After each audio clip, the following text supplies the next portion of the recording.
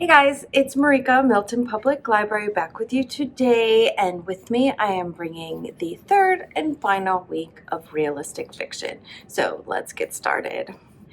So the first book that I'm bringing you today, I'm super excited about because it's like absolutely brand new, and it is a novel in verse, which makes this story that much better. It is called Moonwalking, and it is by Zetta Elliott. This book is about the friendship between these two unlikely kids, an unlikely friendship between two kids. Is that how you'd say that? That's how I'm saying it. So, the friendship is between JJ Penguowski and Pi Velas. So, JJ is this white kid who has like undiagnosed autism, and then Pi is this Afro-Latinx science geek by day, but then at night he's this really amazing graffiti artist, which is pretty cool. So they develop this friendship, and they find out that they both absolutely love punk music. So the punk music plays a really huge part in this story, which makes the fact that it's in verse just that much better and giving an underlying sort of like added depth to this book. So they both form this friendship from their shared love of punk music, and then they start a band, and this all takes place in the 1980s. So it's very much reminiscent for me because I was born all the way back then. So yeah, it's just an amazing story, and again, it just came out, and it's called Moonwalking, and it is by Zetta Elliott. The second book that I have for you today is called Caterpillar, and this book is by Gillian McDunn.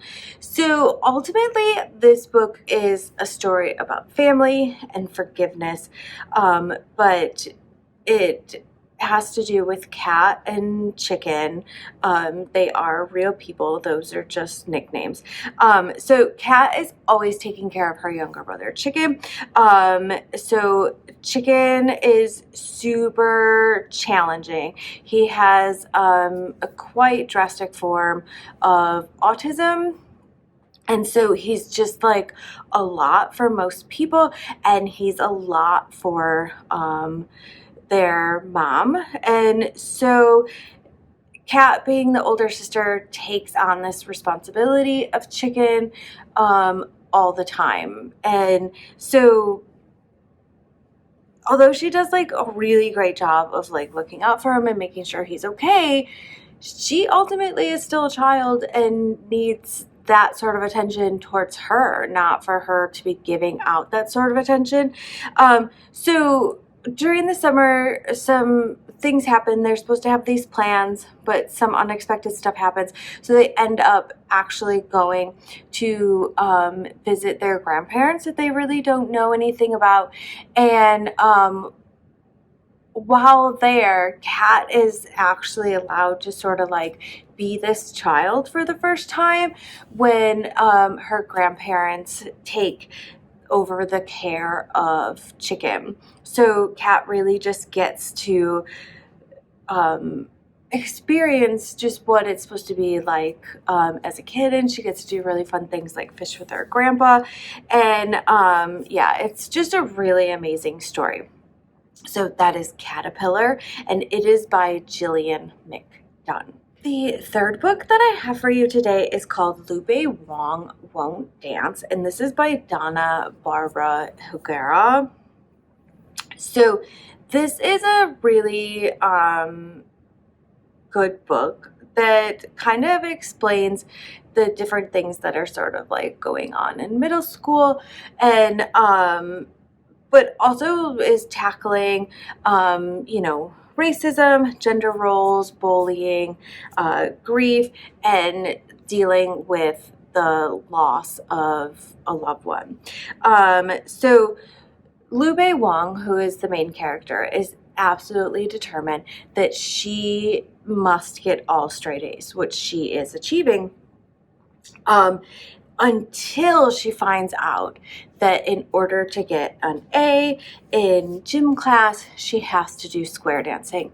Now, I don't know if y'all do square dancing anymore, if that's like a thing. I don't think that it is.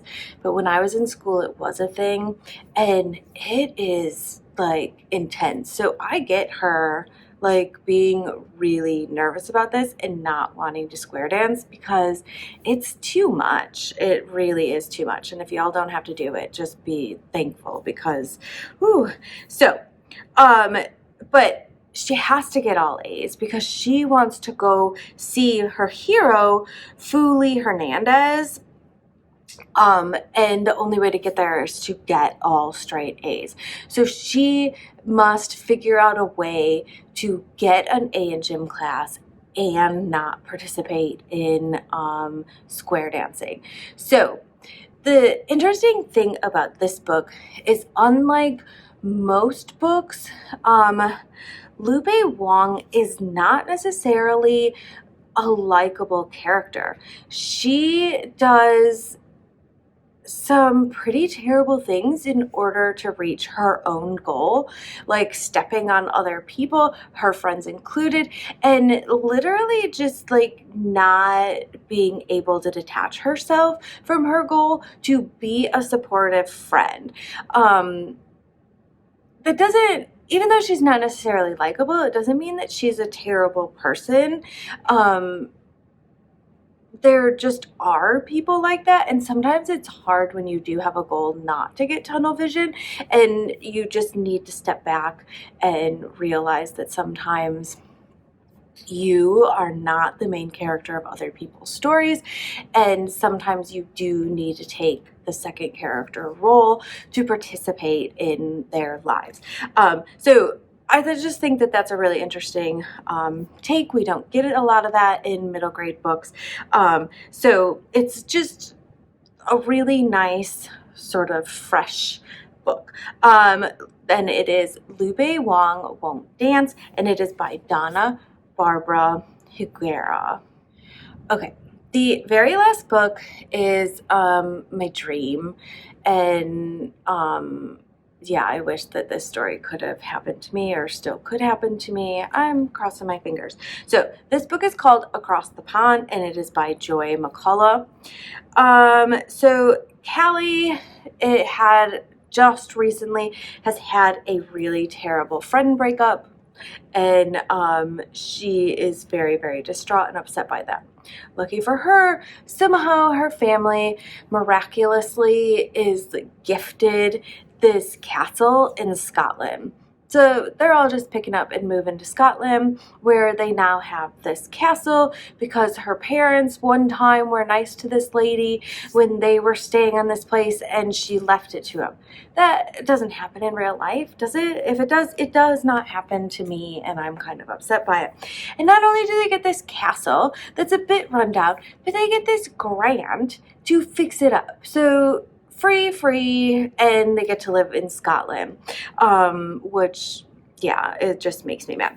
But anyways, so they get this, they go over there, and she, after this friend breakup, she's having some personal trouble, just like dealing with trusting people and believing in herself, and she thinks that they're going to go to Scotland and it can be a fresh start and everything's going to be perfect, but that's not necessarily how it works. And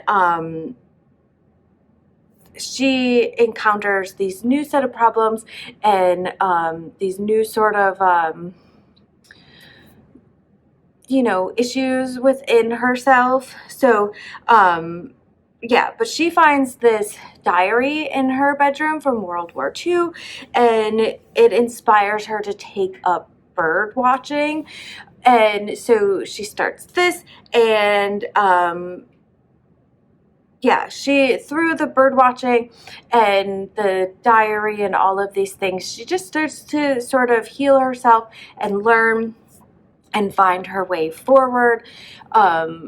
But yeah, I just feel like I just want to focus on being gifted a free life in Scotland, and that would be wonderful. But that isn't happening to me. So this book is called Across the Pond, and it is by Joy McCullough. All right, those are my realistic books for this week, and I hope out of all of the books the last 3 weeks that you want to go out or have already gone out and read. Here at the library, it is super sunny today, and I know that it's going to go back to being chilly soon, but it just feels so nice that literally summer is almost here, and our summer stuff is now finished, all of our plans, so we know everything we're going to do, and that'll be coming out soon. Yeah, but again, our Spark is always open. Everything in the library is out and open now, so yeah, just come in and get some books and hang out. We'd love to see you, and I will be back next week with this month's new books. Bye.